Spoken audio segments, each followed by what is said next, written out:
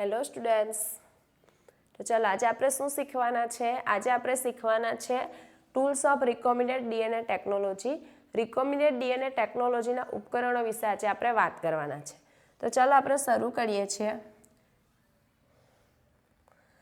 આપણે જો recombinant DNA ટેકનોલોજીની સ્ટુડન્ટ્સ આપણે વાત કરીએ તો રિકોમ્બિનેન્ટ ડીએનએ ટેકનોલોજી શું છે, બરાબર, તેની પહેલાં આપણે ચર્ચા કરી લઈએ, જે આપણે લાસ્ટ ટાઈમ પર કરી ચૂક્યા છે, કે જેમાં શું હશે,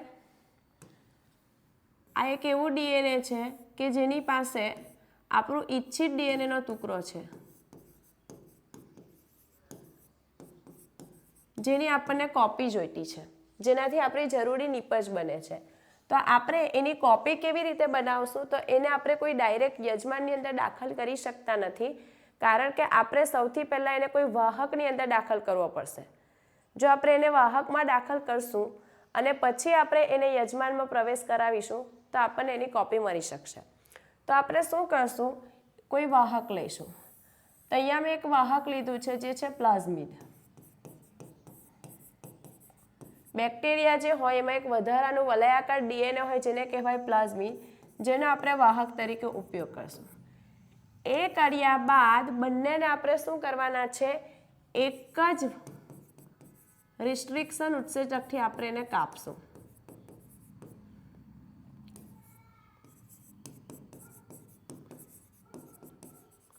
કાપવામાં આવે. એક જ રેસ્ટ્રિક્શન ઉત્સેચકથી આપણે એને કાપશું તો આ રીતે આપણો ઈચ્છિત ડીએનએનો ટુકડો છે એ છૂટો પડી જશે અને આ જે ક્લોનિંગ વાહક છે એમાં પણ આ રીતે કટ થઈ જશે. પછી આપણે એને શું કરશું? એક ઉત્સેચક લઈશું, લાઇગેઝ. કયો લાઇગેઝ ઉત્સેચક? ડીએનએ લાઇગેઝ ઉત્સેચક. આ ઉત્સેચકની મદદથી આપણે શું કરવાના છે? તો આ વાહક છે એની સાથે આપણો આ ઈચ્છિત ડીએનએનો ટુકડો છે એને જોઈન્ટ કરી દઈશું. અને આ જે બન્યું એને શું કહેવાય? પુનઃ સંયોજિત ડીએનએ અથવા રિકોમ્બિનેન્ટ ડીએનએ. પછી આપણે એનો પ્રવેશ કરાવવાનો છે, જેને આપણે કહેવાના છે રૂપાંતરણની પ્રક્રિયા. કોની અંદર પ્રવેશ કરાવીશું? યજમાનમાં. યજમાન તરીકે મોટે ભાગે બેક્ટેરિયા લેવામાં આવશે.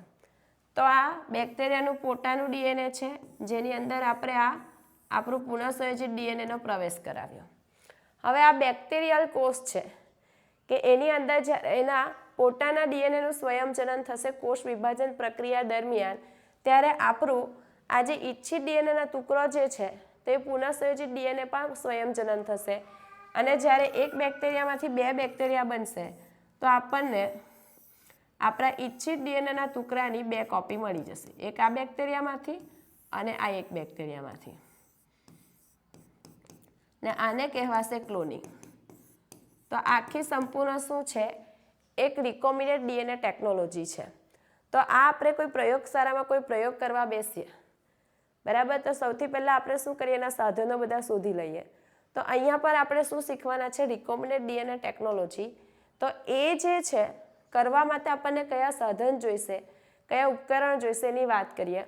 તો અહીંયા સૌથી પહેલાં તો તમે જોઈ શકો છો, અહીંયા કોણ જોઈશે? રેસ્ટ્રિક્શન ઉત્સેચક, બરાબર. પછી કોણ જોઈશે? વાહક જોઈશે. તો ચાલો અહીંયા આપણે એના ઉપકરણો લખી દઈએ. શું જોઈશે? રેસ્ટ્રિક્શન ઉત્સેચક.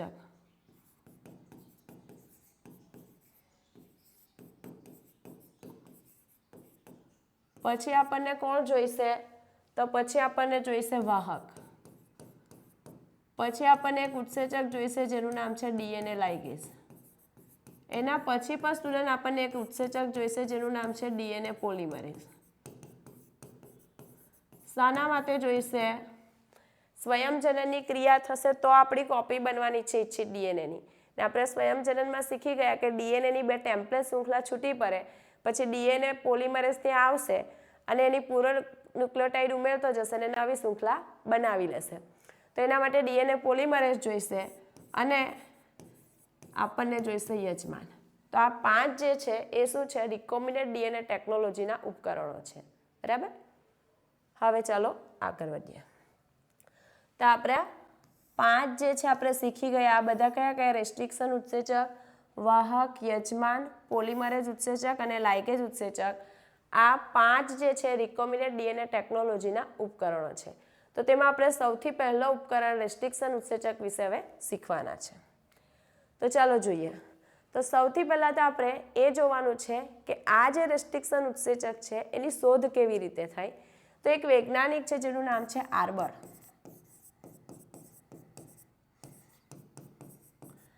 આર્બર વૈજ્ઞાનિક 1963માં કંઈક જુએ છે. શું જોઈ છે તે જો. આ જે છે બેક્ટેરિયા છે. કયા બેક્ટેરિયા છે? ઇકોલાઈ. ઇકોલાઈ બેક્ટેરિયા છે. એ બેક્ટેરિયાને એનું આ પોતાનું ડીએનએ છે, બરાબર. હવે આ બેક્ટેરિયાને એક વાયરસ ચેપ લગાવવા માટે આવે છે. આ વાયરસનું પોતાનું ડીએનએ છે ને આ વાયરસ કયો છે? બેક્ટેરિયોફેજ વાયરસ.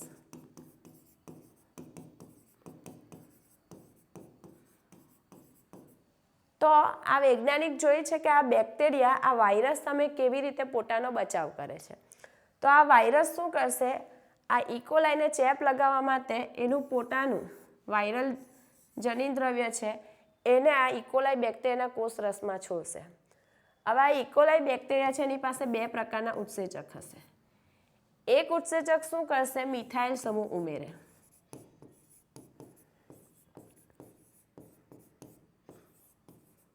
ને એક શું કરશે? એક ડીએનએને કાપે.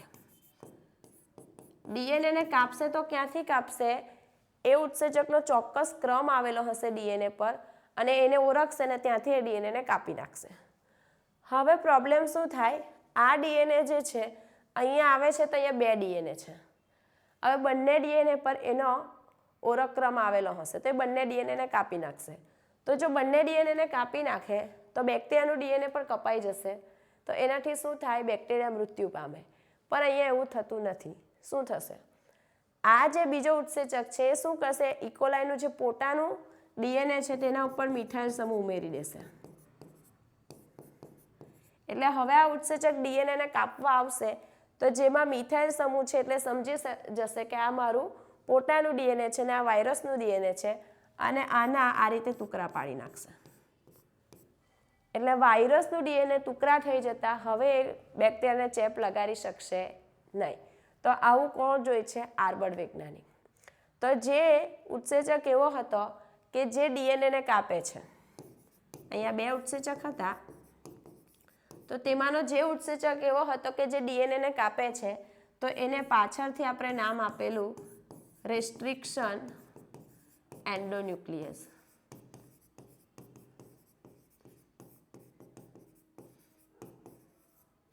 તો આ રીતે રેસ્ટ્રિક્શન એન્ડોન્યુક્લિયસની શોધ થઈ, બરાબર. ચાલો હવે આગળ વધીએ. હવે જો સ્ટુડન્ટ્સ આપણે વાત કરીએ તો સૌથી પહેલો રેસ્ટ્રિક્શન એન્ડોન્યુક્લિયસ કયો શોધાયેલો? તો એ શોધાયેલો છે હિન્ડતુ.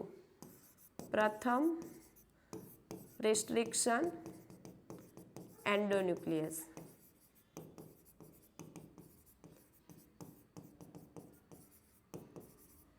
એ છે હિન્ડતુ. આ જે હિન્ડતુ જે છે એ 3 વૈજ્ઞાનિકે શોધેલો છે. જે વૈજ્ઞાનિકનું નામ છે એકનું નામ છે સ્મિથ, એકનું નામ છે થોમસ અને એકનું નામ છે કેન્ટ. આ 3 વૈજ્ઞાનિક છે જેમણે 1970માં હિન્ડતુ નામનો પ્રથમ રેસ્ટ્રિક્શન એન્ડોન્યુક્લિયસ શોધેલો હતો, બરાબર. તો એ થિયરી જોઈ લો. કયો છે? હિન્ડતુ છે જેનું કાર્ય ડીએનએના ન્યુક્લિયોટાઇડના વિશિષ્ટ ક્રમ પર આધાર રાખશે. હવે આ હિન્ડતુ ડીએનએ રેસ્ટ્રિક્શન ઉત્સેચક છે એ ડીએનએ પર કેવી રીતે કાપશે? તો એના માટે શું હશે? જે ડીએનએ હશે એ ડીએનએ પર 6 બેઝ જોડનો ચોક્કસ ક્રમ આવેલો છે અને એ જે 6 બેઝ જોડનો ચોક્કસ ક્રમ છે તેને આપણે એ રેસ્ટ્રિક્શન ઉત્સેચકનો ઓળખક્રમ કહીશું. તો એ સૌથી પહેલાં શું કરે? આખું ડીએનએ છે એ ડીએનએનું નિરીક્ષણ કરશે, પોતાનો 6 બેઝ જોડનો ક્રમ ઓળખશે અને પછી ત્યાંથી શું કરશે? એ જગ્યાએથી એ ડીએનએને કાપશે. હિન્ડતુ જે છે એનો ઓળખક્રમની વાત કરું તો એનો ઓળખક્રમ છે GAC GTC. આ એનો ઓળખક્રમ છે, બરાબર.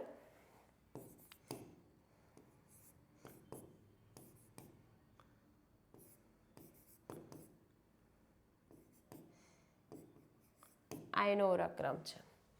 તો એ ઓળખક્રમને ઓળખશે અને પછી કાપશે. ચલો આપણે થિયરીમાં જોઈ લઈએ. તે 5 વર્ષ પછી અલગ કરવામાં આવેલો, એટલે શોધ રેસ્ટ્રિક્શન એન્ડોન્યુક્લિયસની શોધ આપણે જોઈ ક્યારે થઈ ગઈ છે 1963માં. ત્યાર પછી આ 3 વૈજ્ઞાનિકે કામ કર્યું અને લગભગ 5 થી 6 વર્ષ પછી આપણે હિન્દ2 નામનો પ્રથમ રેસ્ટ્રિક્શન એન્ડોન્યુક્લિયસ શોધી નાખ્યો હતો. બરાબર. હિન્દ2 હંમેશા ડીએનએના એક ચોક્કસ બિંદુ પર કાપ મૂકે છે જ્યાં 6 બેઝ જોડ 6 બેઝ જોડનો એક ચોક્કસ ક્રમ છે જેને આપણે શું કહીશું? હિન્દ2નો ઓળખક્રમ કહીશું.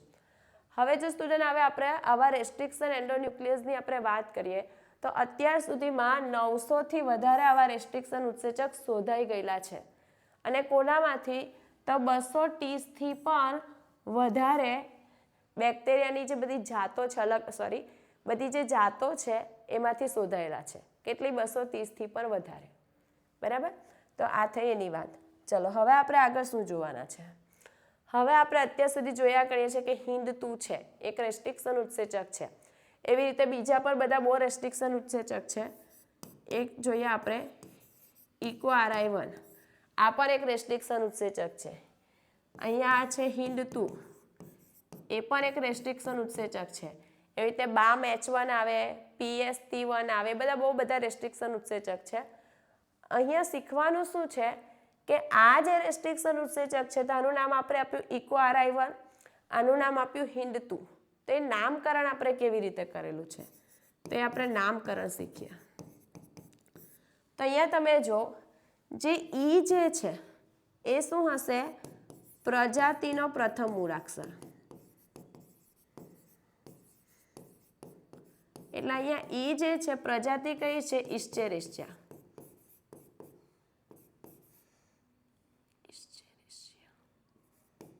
આ પ્રજાતિ છે ઇસ્ચેરિશિયા. 1 મિનિટ. હા, સ્પેલિંગ પ્રોબ્લેમ થાય છે.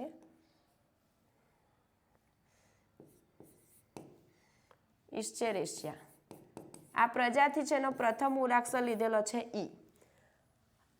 CO જે છે એ શું છે? જાતિના 2 મૂળાક્ષર. જાતિના પ્રથમ 2 મૂળાક્ષર. તો અહીંયા કઈ જાતિ છે? કોલાઈ. તો એના પરથી CO લીધેલું છે. R શું છે કે જેમાંથી એને શોધવામાં આવેલો છે તેની એ જાત છે. તો જાત કઈ છે? અહીંયા RY13 છે તો એમાંથી R લીધેલો છે. ને આ 1 શું છે? એ નંબર થશે, ક્રમ. જે ક્રમ ઉપર તેને શોધવામાં આવેલો છે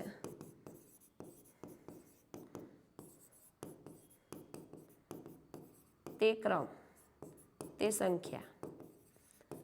બરાબર. તો એને પહેલા નંબર પર એ જે જાત છે RY13 વાળી એમાંથી પહેલા નંબર પર એને શોધેલો એટલે એને 1 નંબર આપી દીધો. તો આ રીતે એનું નામકરણ કરવામાં આવશે. ચલો હિન્દ2નું પણ જોઈએ. હિન્દમાં H શું છે? પ્રજાતિનો પ્રથમ મૂળાક્ષર. જેની પ્રજાતિ કઈ થશે? હિમોફિલસ. IN શું છે? જાતિ છે ઇન્ફ્લુએન્ઝા.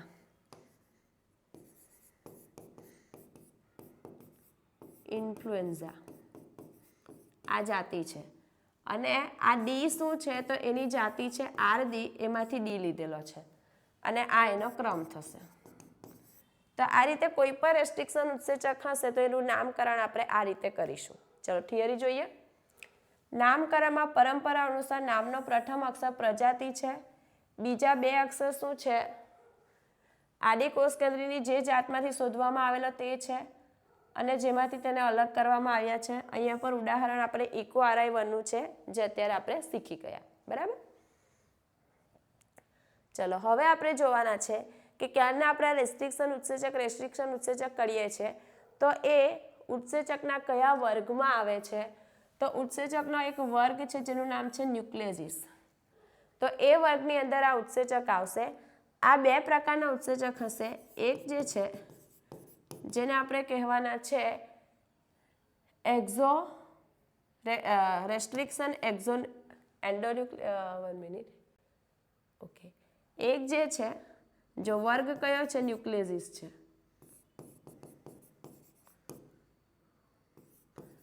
આ ઉત્સેચકનો વર્ગ છે એમાં બે પ્રકારના છે. એક જે છે જેને આપણે કહીશું એક્ઝો રેસ્ટ્રિક્શન ન્યુક્લિયસ અને બીજો જે છે જેને આપણે કહીશું એન્ડોન્યુક્લિયસ. નામ પરથી શું સમજ પડે છે સ્ટુડન્ટ્સ? ન્યુક્લિયસ મતલબ એ ન્યુક્લિયક એસિડને કાપે છે. અહીંયા કયું ન્યુક્લિયક એસિડ છે? ડીએનએ છે. હવે ફરક શું છે એન્ડો અને એક્ઝોમાં? ફરક શું છે? તો એક્ઝો શું કરશે? આ ડીએનએ છે, અહીંયા પર આ ડીએનએ છે,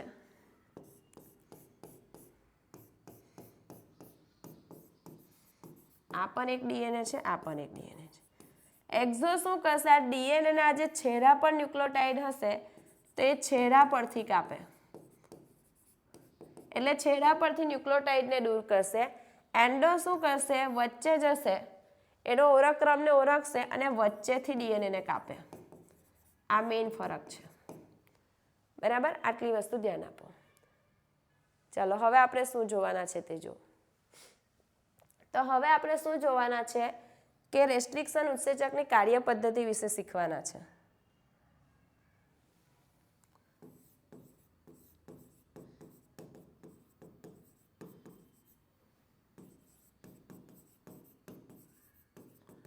રેસ્ટ્રિક્શન ઉત્સેચકની કાર્ય પદ્ધતિ.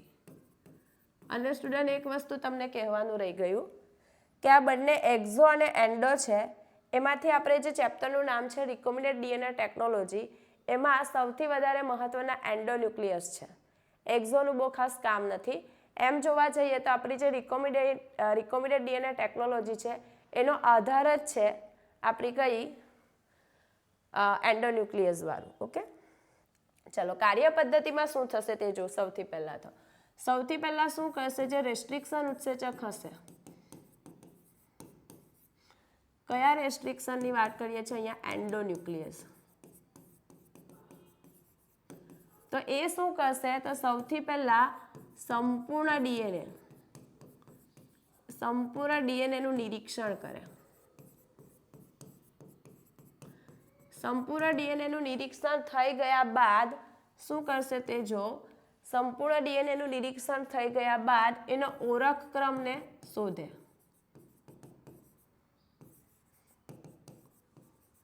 એનો ઓળખ ક્રમ કયો છે તે ઓળખશે અને પછી ડીએનએને કાપે.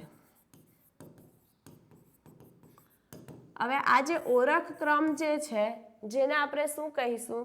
જેને આપણે કહીશું પેલિન્ડ્રોમિક ન્યુક્લિયોટાઇડ શૃંખલા. એનો મતલબ શું થાય? હું અહીંયા એક શબ્દ લખું છું મેડમ. એવી રીતે એક બીજો ગુજરાતીમાં પણ શબ્દ લખીએ મલયાલમ. તો તમે અહીંયા જો આગળથી વાંચો કે પાછળથી વાંચો સરખો જ વંચાશે. બરાબર? તો આ જે છે ને શું કહેવાય? પેલિન્ડ્રોમિક ન્યુક્લિયોટાઇડ શૃંખલા.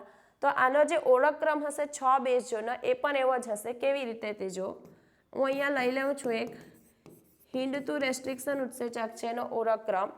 તો એનો ઓળખ ક્રમ છે જો આપણે 5' to 3' તરફ જઈએ તો એ થઈ જશે GTC GAC. એવી રીતે અહીંયા જો 3' to 5'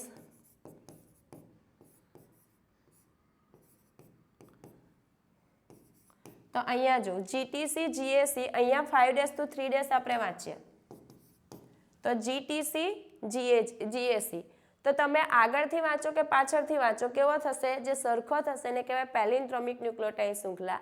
એટલે ડીએનએમાં 5' to 3' આ બાજુથી વાંચો કે 5' to 3' તમે આ બાજુથી વાંચો, એ જે ક્રમ છે જેને આપણે શું કહીશું? પેલિન્ડ્રોમિક ન્યુક્લિયોટાઇડ શૃંખલા. તો દરેક રેસ્ટ્રિક્શનનો ઓળખ ક્રમ આ રીતે જ આવેલો હશે. બરાબર? હવે એ ડીએનએને કાપશે કેવી રીતે? તો એના માટે એ ડીએનએ જે હશે એનો જે આધાર સ્તંભ છે, શું છે સ્ટુડન્ટ? એનો આધાર સ્તંભ શર્કરા ફોસ્ફેટ. તે શર્કરા ફોસ્ફેટ જે છે ત્યાંથી એનું કાપ મૂકશે. શર્કરા ફોસ્ફેટ એટલે તમને એક આ શર્કરા છે, અહીંયા નાઇટ્રોજન બેઝ છે, અહીંયા ફોસ્ફેટ જૂથ છે. આ બીજી શૃંખલા છે. તો આ રીતે બંને શૃંખલા જોડાતી હોય સ્ટુડન્ટ્સ.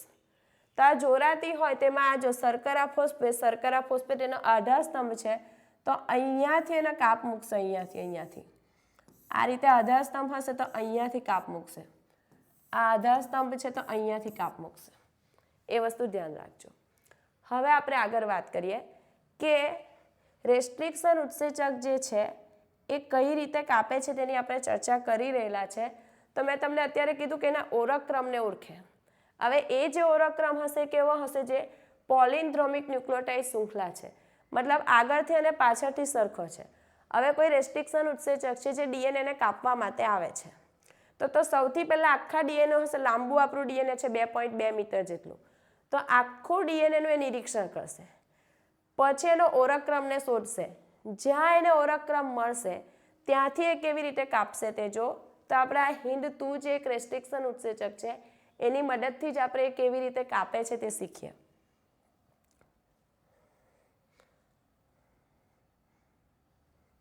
તો અહીંયા આપણે HIND2 નો ઓળખક્રમ પહેલા ધ્યાનમાં લઈ લઈએ. આ એક રેસ્ટ્રિક્શન ઉત્સેચક, એનો ઓળખક્રમ શું છે? 5' GTC GAC CAG GTC, આ એનો ઓળખક્રમ છે 5'3' 5'3', બરાબર. તો હવે ચાલો આપણે કેવી રીતે કાપે છે તે જોઈએ. તો અહીંયા આપણે એક ઉદાહરણથી સમજીએ. અહીંયા આપણું છે ઇચ્છિત ડીએનએ ધરાવતું ડીએનએ, એટલે કે વિદેશી ડીએનએ પણ તમે કહી શકો, ધરાવતું ડીએનએ.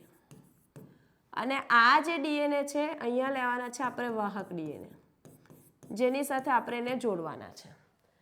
બંનેને આપણે એક જ ઉત્સેચકથી કાપવાના છે જેનું નામ છે HIND2, બરાબર. ચાલો જોઈએ. તો અહીંયા પણ આ રીતે ડીએનએ હશે જેમાં આ જે રેસ્ટ્રિક્શન ઉત્સેચક છે જેનો ઓળખક્રમ શું હશે તે જોઈ લઈએ. તો એનો ઓળખક્રમ છે GTC GAC, બરાબર. એવી રીતે અહીંયા પણ એનો ઓળખક્રમ આ રીતે છે, બરાબર. આ કયું ડીએનએ છે? આ જેમાં આપણું ઈચ્છિત ડીએનએ છે તે ભાગ છે, બરાબર. અહીંયા જો અહીંયા પર એક જ સરખો રેસ્ટ્રિક્શન ઉત્સેચક લીધેલો છે, તો અહીંયા પર આ જ રીતે એનો ક્રમ આવેલો હશે.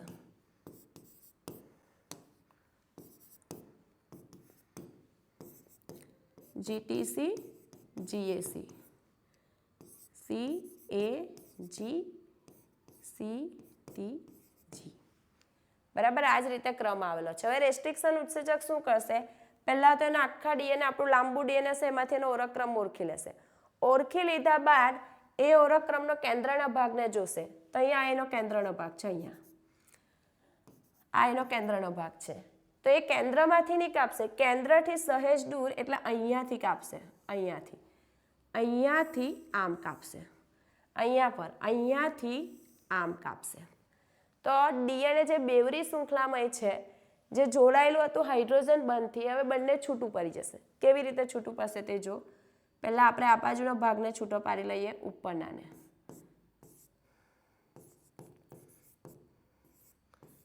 આ રીતે એક છૂટી પડી ગઈ શૃંખલા ડીએનએની, બરાબર. એવી જ રીતે નીચે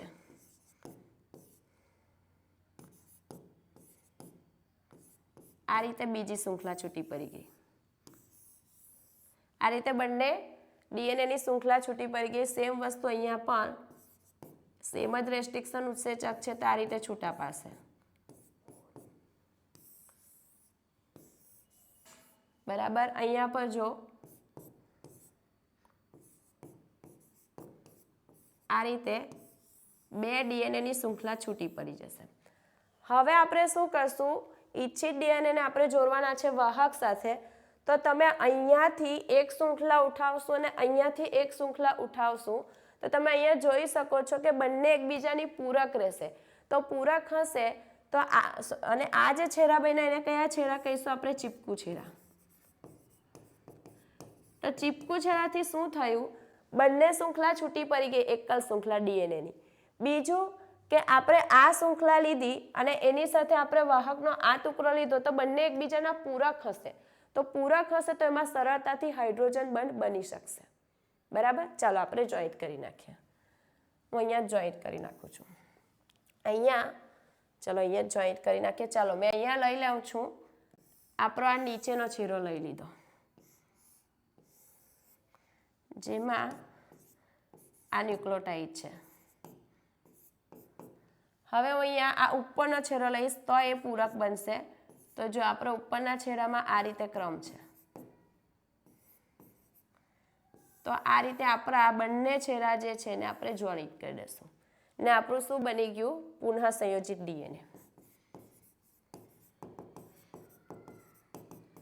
તો આપણી જે રિકોમ્બિનેન્ટ પુનઃસંયોજિત ટેકનોલોજી છે, જેમાં ચીપકુ છેડાવાળા જે ચીપકુ છેડા વધારે મહત્વના છે. કેમ? કારણ કે એમાંથી હાઇડ્રોજન બંધ તૂટે છે. બરાબર, બંને એકલ શૃંખલા છૂટી પડશે અને આપણે વાહક અને ઇચ્છિત ડીએનએને જોડવા જઈશું તો બંને આપણી પૂરક શૃંખલા મળશે. તે સરળતાથી જોડાઈ શકશે, મજબૂતાઈથી જોડાઈ શકશે, એમાં સરળતાથી હાઇડ્રોજન બંધ પણ બની શકશે. તો એટલા માટે પૂરક ચીપકુ છેડા વધારે મહત્વના છે. હવે ઘણા રેસ્ટ્રિક્શન ઉત્સેચક એવા છે કે જે શું કરે છે તો એ બુઠ્ઠા છેડા બનાવે છે. તો એ પણ એક ઉદાહરણ જોઈ લઈએ. એક ઉદાહરણ છે આ રેસ્ટ્રિક્શન ઉત્સેચકનું સ્મોલ h1. હવે જો એના ઓળખક્રમની વાત કરું તો એનો જે ઓળખક્રમ છે એ છે આ એનો ઓળખક્રમ છે.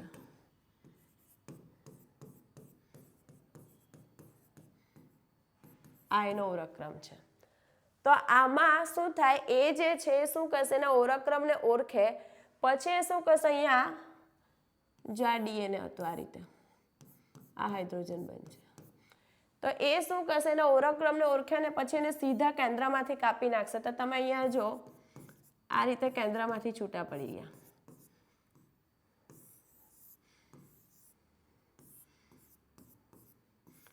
આવા જે છેડા બનશે જેને આપણે કહીશું બુઠ્ઠા છેડા. ને આમાં જે બંધ તૂટે છે કયો બંધ તૂટશે સ્ટુડન્ટ્સ? ફોસ્ફોએસ્ટર બંધ તૂટે.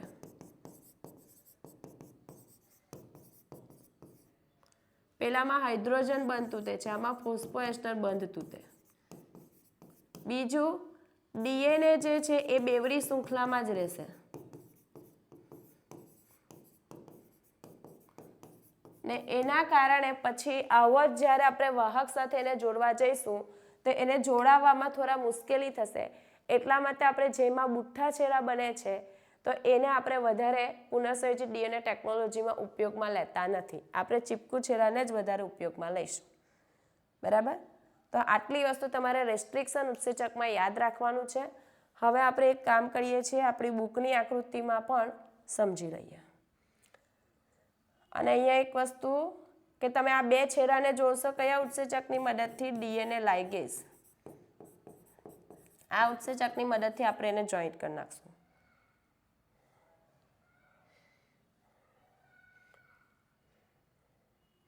ચલો આકૃતિ છે. ઓકે, આ આકૃતિ આપણી બુકમાં છે જે આપણા રેસ્ટ્રિક્શન ઉત્સેચકની કાર્ય પદ્ધતિ બતાવે છે. શું છે તે જોવું. તો અહીંયા પર એક જ રેસ્ટ્રિક્શન ઉત્સેચક લેવાના છે. રેસ્ટ્રિક્શન ઉત્સેચક છે આપણું વાહક ડીએનએ છે, આ વિદેશી ડીએનએ છે. એ રેસ્ટ્રિક્શન ઉત્સેચક અહીંયા લીધેલો છે ઇકો RI1. એ કાપશે તો જો એનો ઓળખક્રમ છે GAATTC CTTAAG. આ એનો ઓળખક્રમ છે. તો એને ઓળખક્રમને ઓળખ્યા બાદ એ શું કરશે? કેન્દ્રથી સહેજ દૂર એટલે આને આ રીતે કાપશે અને આને આ રીતે કાપશે.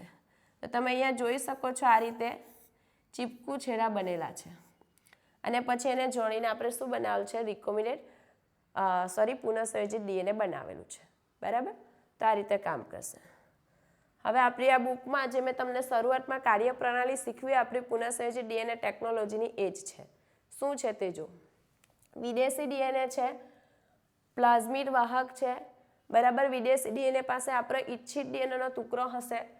એક જ રેસ્ટ્રિક્શનથી બંનેને કાપશું. બંનેને કાપી દીધા બાદ ડીએનએ લાઇગેઝની મદદથી જોઈન્ટ કરી દઈશું. શું બનશે? પુનઃસંયોજિત ડીએનએ.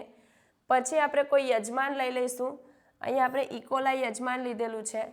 એમાં એને દાખલ કરાવશું જ્યાં આપણને એની કોપી મળશે. તો આટલી વસ્તુ રેસ્ટ્રિક્શન ઉત્સેચકમાં શીખવાની છે, જે ખૂબ જ મહત્ત્વની છે. બરાબર.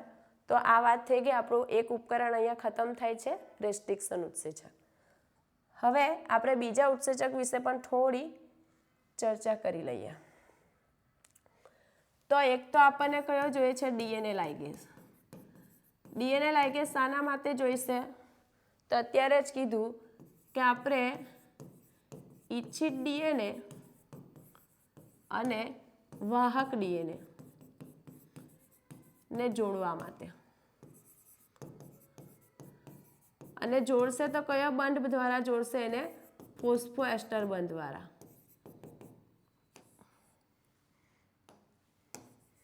ફોસ્ફોડાયસ્ટર બંધ દ્વારા જોડશે.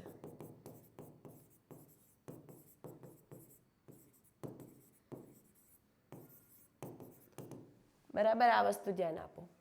તો આ કામ છે કોનું? ડીએનએ લાઇગેઝનું. હવે આપણે વાત કરીએ કોની? તો હવે આપણે વાત કરવાના છે એક બીજો ઉત્સેચક, ડીએનએ પોલિમરેઝ. એ પણ એક ઉપકરણ છે. તો એ શું કરાવશે? એ ડીએનએનું સ્વયંજનન કરાવશે. સ્વયંજનન કરાવી શું આપશે આપણને? ડીએનએની નકલ બનાવે. એમાં એનું કામ છે. બરાબર ને? આપણે આવી રીતે જોતા હતા ને, આ રીતે ડીએનએ હોય, આ રીતે ડીએનએ હોય, આપણે સ્વયંજનનમાં શીખી ગયા છે.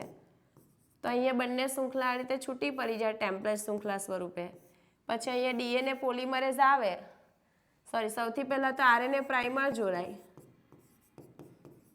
પછી આરએનએ પ્રાઇમરને હટાવીને અહીંયા જોડાઈ જશે ડીએનએ પોલિમરેઝ. અને પછી એ શું કરે? અહીંયા બધી ન્યુક્લિયોટાઇડ ઉમેરતું જાય અને 5' to 3' એ શું કરશે? નવી ડીએનએની શૃંખલા બનાવી લેશે. તો એના માટે આપણને ડીએનએ પોલિમરેઝ જોઈશે. એક છેલ્લો ઉત્સેચકની વાત કરીએ તો એક આપણને જોઈશે આલ્કલાઇન ફોસ્ફેટ.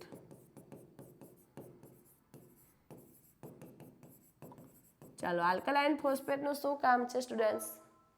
શું કામ છે આલ્કલાઇન ફોસ્ફેટનું? તો અહીંયા જો આપણે આ રીતે વાહક ડીએનએને પણ કાપી નાખ્યું, જેની સાથે આપણે ઇચ્છિત ડીએનએને જોડવાના છે.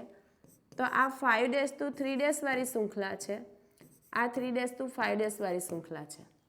તો જ્યાં 5' છે, જ્યાં ફોસ્ફેટ જૂથ મુક્ત સમૂહ તરીકે હશે ને અહીંયા હશે OH સમૂહ. હવે આપણને ખબર છે કે આપણે ડીએનએની શૃંખલા જ્યારે શીખીએ ત્યારે નવી ન્યુક્લિયોટાઇડ ઉમેરીએ તો એક બાજુ 5' છેડો મુક્ત હોય અને એક બાજુ OH છેડો મુક્ત હોય, ત્યાંથી આપણે ઉમેરીએ તો આ બંને પણ શું છે? બંને જોડાઈ જવાની શક્યતા છે, કારણ કે અહીંયા ફોસ્ફેટ અને અહીંયા OH સમૂહ મુક્ત છે. તો આ આલ્કલાઇન ફોસ્ફેટ શું કરશે? ફોસ્ફેટ દૂર કરે, જેથી બંને શૃંખલા જોડાઈ ના શકે. તો આ આલ્કલાઇન ફોસ્ફેટ ઉત્સેચકનો ફાળો છે. આજે આપણે અહીંયા સુધી રાખીએ. બરાબર. હવે પછીનો જે ઉપકરણ છે ક્લોનિંગ વાહક, તે આપણે નેક્સ્ટ લેક્ચરમાં જોઈશું. ઓકે.